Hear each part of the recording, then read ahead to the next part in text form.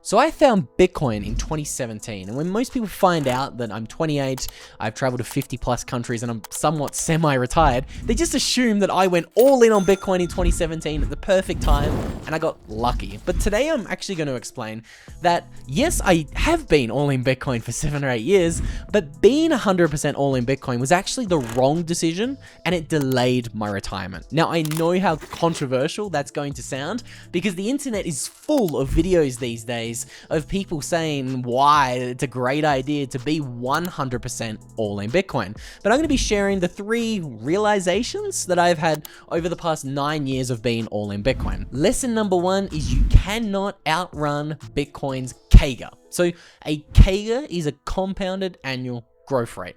And we can see that Bitcoin's CAGR over the past 16 years, it's been around 200%. That means that it nearly triples every year on average. Now, again, if you look at the past 8 or 9 years that I've been in Bitcoin, that CAGR has been closer to 100%, which means that it doubles every other year. So a lot of people are going to naturally say, Luke, what do you mean being 100% all in Bitcoin has slowed down your retirement? Your savings has been increasing by 100% per year. I've got a few issues with all of the retirement videos on the internet. Firstly, most of the videos are being made by 12-year-olds filming in their mum's basement or a $500 Corolla telling you how to be a millionaire or retire. Obviously, their retirement advice doesn't work, but my real big gripe with this idea of all the retirement videos is they lack nuance. Sure, if you're 40, 50, maybe even 55, and you've spent 10 years at university studying to be a doctor or a law student, and you're at the very pinnacle of your career, sure, maybe being 100% all in Bitcoin is the right decision. And, you know, vice versa, maybe being 85 and living off your savings, maybe it's not the best idea to be all in Bitcoin. Again, I think directionally, most people are underexposed to Bitcoin, but in my case, I was actually overexposed to Bitcoin, and I want to explain why in the second lesson I want to talk about, and that is the fact that yes, you can't outrun Bitcoin's 100% CAGR when it comes to investments, but when it comes to creating your own money printer, this is a little bit of a different story. So this story that I learned the hard way, it all centers around 2 different mindsets. You can have an abundant mindset or you can have a scarcity-based mindset. I myself, when I found Bitcoin, I was living in a very scarcity-based mindset. I had no money.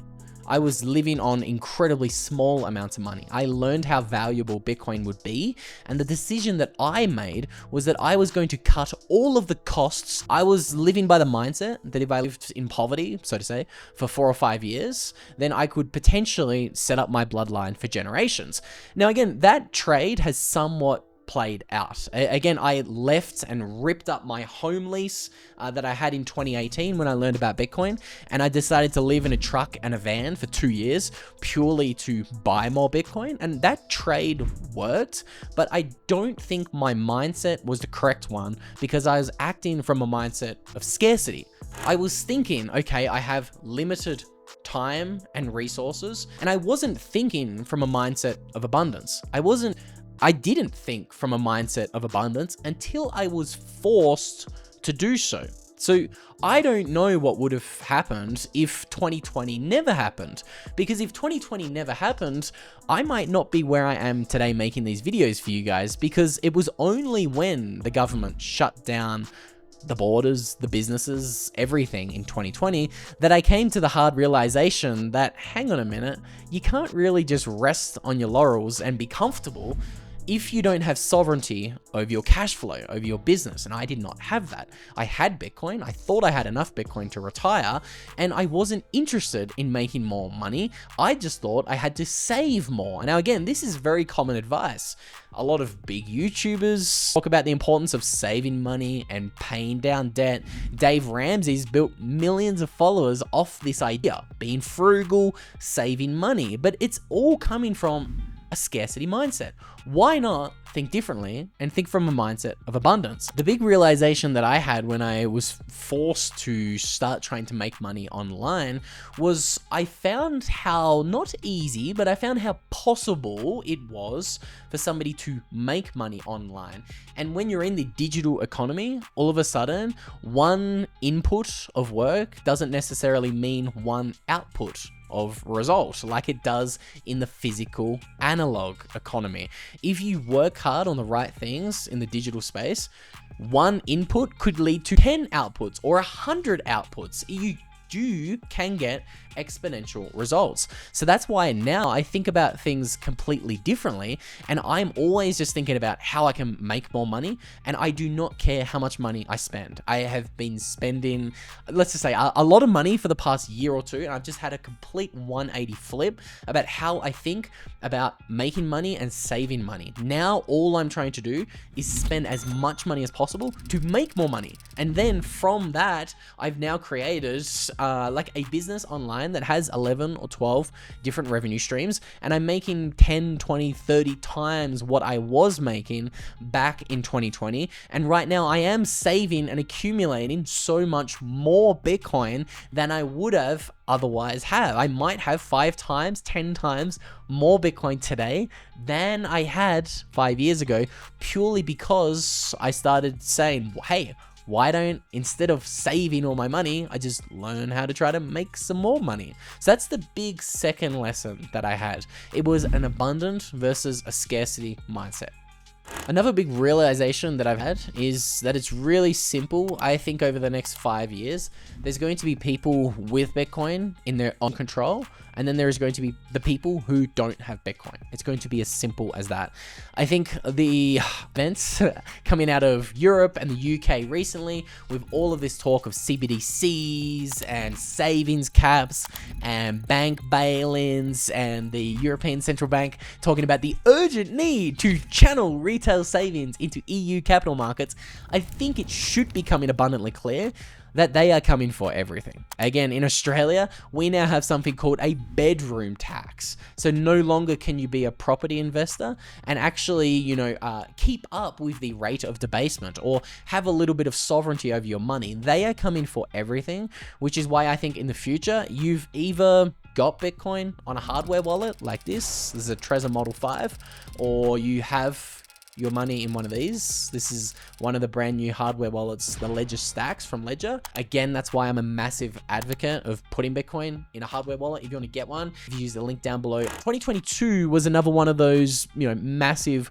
awakening moments. So many people had money in BlockFi, Celsius, FTX, all massive multi-billion-dollar blow-ups in the space.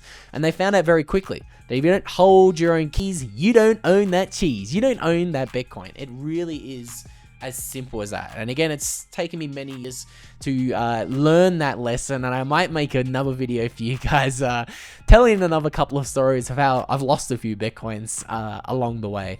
I don't have time to talk about those because I want to talk about the next lesson that I've learned through being in Bitcoin for the past 9 years. Now, the next lesson, again, another controversial one. It is that there is a diminishing returns effect on Bitcoin education. Now, what do I mean by that? In 2017, 2018, 2019, 2020, 2021, I was literally reading at least 100 books a year. It was about a book every 2 days to every 3 days. I was easily doing 2 books a week.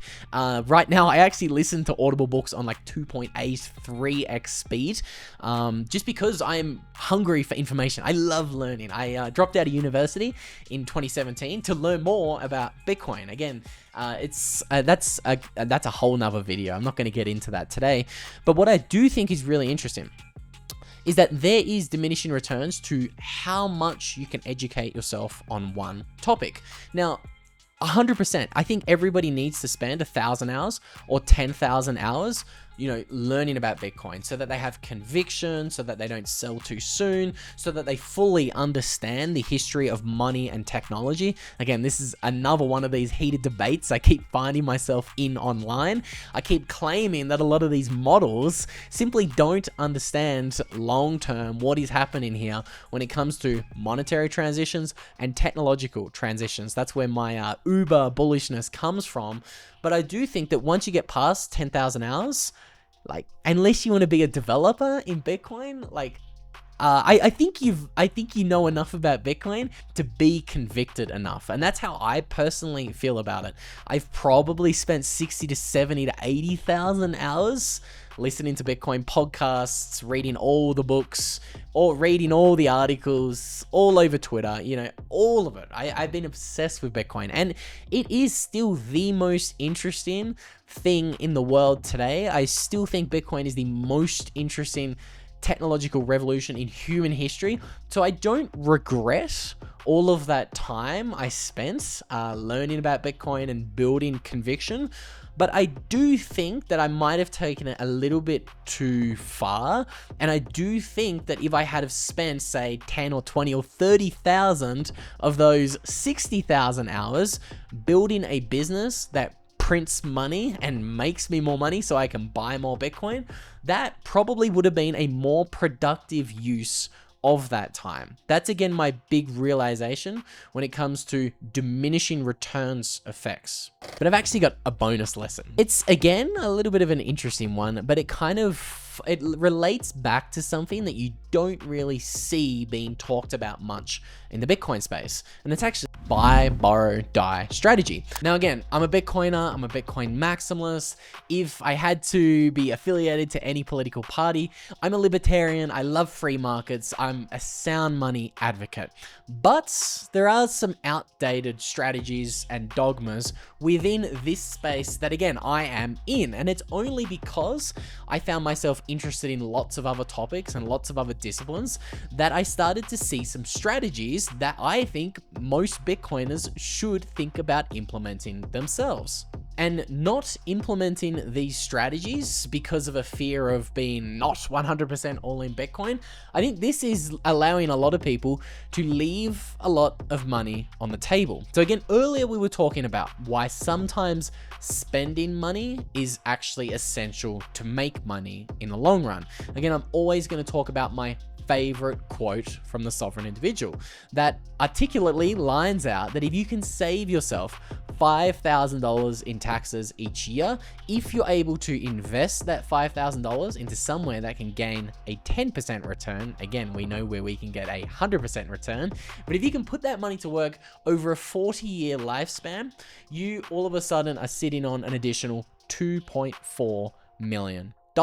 And again, this feeds back to this idea of scarcity versus abundance mindset. And it was this quote from my favorite book that actually broke me out of my scarcity-based mindset that I was talking to you guys about earlier on in the video. Again, in 2021, my gym had been closed down. I needed to learn to make money online, and I'd never traveled internationally before in my life. I think I might have been 23 by that stage, and I came to the realization, hang on a minute, why am I paying taxes in Australia to be treated like this? This doesn't make sense. I read the book Sovereign Individual. I've now read it 2.5 times since then, and I came to the realization, hang on a minute, maybe spending money on flights to go and live somewhere else in the world could long term be an incredibly beneficial strategy. So again, I don't see a lot of people in our space with this abundance-based mindset, but you can see there's multiple different strategies that, you know, the rich are using to become even more wealthier. Again, spending money to go and live overseas, it was the best decision of my life. And again, I'm saying that as someone who literally lost money continuously for 2021 and 2022, drew down my savings a little bit. And again, that's a little bit of a sacred cow to me because I never want to spend any Bitcoin, but I had to tap into it once or twice in very small portions. But in hindsight, it was an incredible decision for me to actually, you know, let go of that scarcity-based mindset and embrace an abundance-based mindset. Again, this is just something that a lot of very incredibly rich and wealthy people have. I am neither, but I like to try to copy those people who are, I believe, on a path that I want to be on.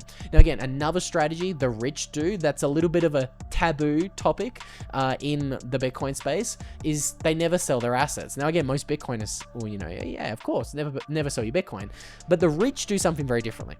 They buy, borrow, die. That strategy is the strategy that all of the rich use to never sell their assets and only accumulate wealth. Okay, again, this is why Bezos, Elon Musk, all of the richest people on the planet today have so much wealth.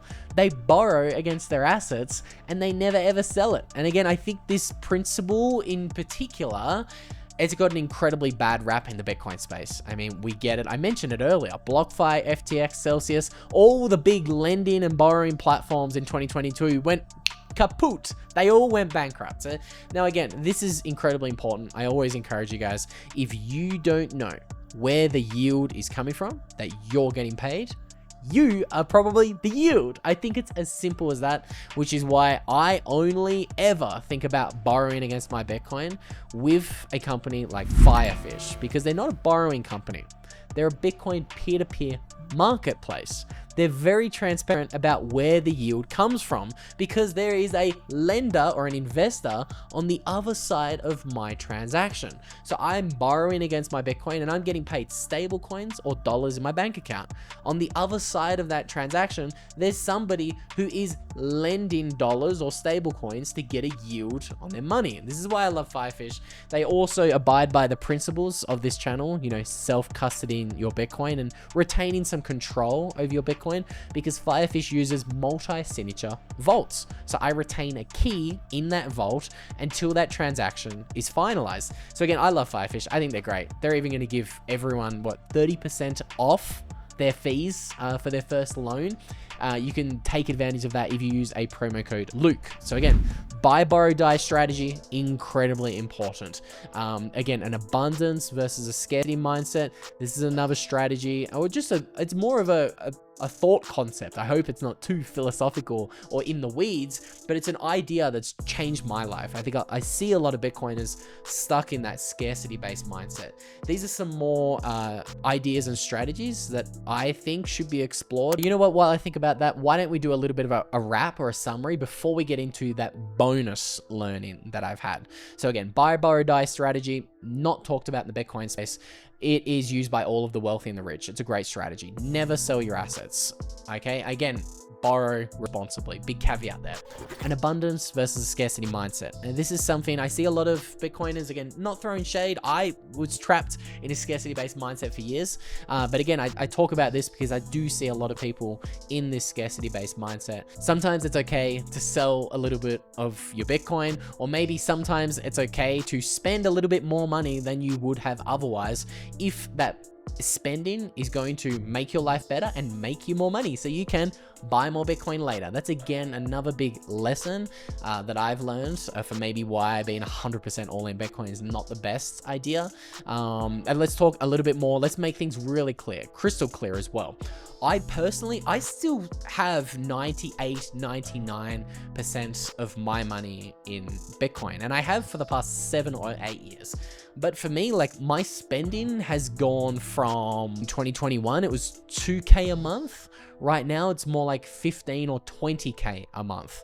So again, you know, if I'm thinking from a scarcity-based mindset, I could be thinking to myself, oh, you know, it's $13,000 a month, you know, 0.15 Bitcoin that I could be accumulating if I'm squirreling away all of my money and what do the squirrels do? They sit on those little acorns. They're nuts. If I was squirreling all my nuts away, sure, I could be making more Bitcoin, adding to my savings, but I am investing to make more money. I'm investing in my business. I don't care about, you know, buying an extra camera or hiring a new incredible assistant. Hat tip to Francis, because if somebody is going to save me time and money, that is the only thing more scarce than Bitcoin, and it's time.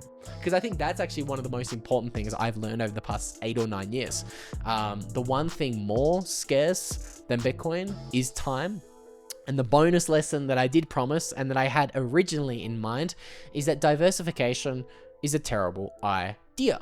Not only am I talking about diversification in investments, but also diversification in where you spend your time endeavors. Michael Saylor drilled this into my brain so well. Don't be Michael Jordan, the basketball great, and then go play baseball. remember it vividly. I can remember Michael in an interview talking about Michael Jordan, and he was saying something on the lines of, do you really think it'd be a good idea to tell young MJ at 14 years old, the kid's 6'6", do you really want to tell him to go play ping pong with 20% of his time and maybe play croquet with 25% of his time? No. If you have a clear winner, like a 14-year-old MJ sitting around at 6'6", or however tall Michael Jordan was at 13 or 14, he clearly showed incredible talent, skill, and opportunity to be a great basketball player. Would you really tell the guy to go jump in a pool or get on the saddle and start pedaling? No. You tell the guy, you're going to be a basketball star, son. Just spend 100% of your time looking into basketball, training at basketball, of course, if you enjoy it. Now, again, I think it's the same thing with money. Bitcoin is 1,000 times better than anything else, which is, again, why the majority of my net worth is in Bitcoin. But again, just the entire thing I want you guys to take away from this video, just be careful about how you spend your time. Sometimes spending money is the best way to make more money.